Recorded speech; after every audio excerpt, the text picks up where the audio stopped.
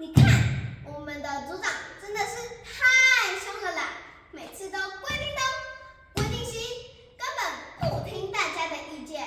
哎，对呀，他总觉得自己最厉害，明明应该是大家一起讨论的事。如果有个能聆听我们意见的组长，那该有多好啊！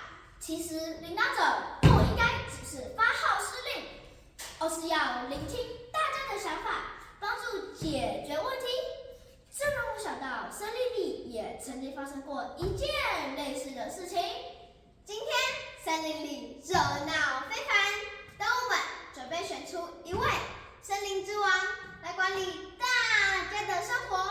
松鼠忙碌地来回奔走，聆听着不同的意见。像我这样威武的狮子，成为森林之王是理所当然的。只有强者才能保护大家的安全。哼，怎么可能？应该是由我这样勇敢的老虎来担任。无论发生什么事情，我都能帮大家解决。最好是能可以太强壮，你勇敢，你骗人哪有？那不然我们来猜拳，剪刀石头布。你慢点，我怎么可以这样？眼看两人争执不下，松鼠站了出来。大家别吵了，我们用公平的方法解决吧。这里有一块扁平的石头，如果我把它往上抛，落下时花纹朝上，就由老虎来担任森林之王；如果没有花纹，就由狮子来担任。这样如何呢？好啊，好啊，我赞同。等等，我们为什么要靠运气来决定呢？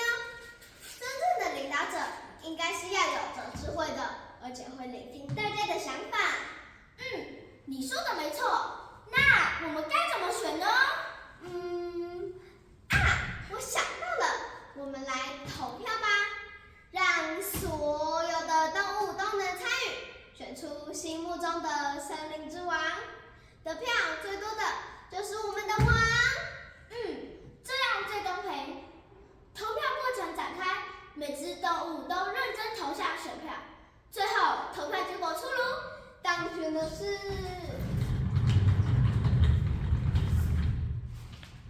松鼠。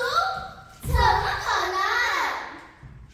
动物们开始讨论，最后纷纷认同。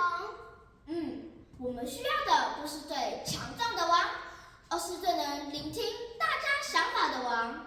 是啊，真正的领导者应该是要能公平对待所有动物的人。就这样，松鼠成为动物们的领导者。虽然它体型小小的，但却是大家最信任的森林之王。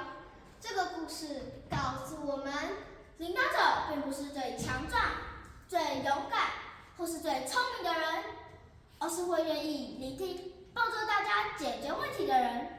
就像松鼠一样，真正的领导者不是独断专行，而是能够提出让大家都认同的想法，并公平、公正地做出决定。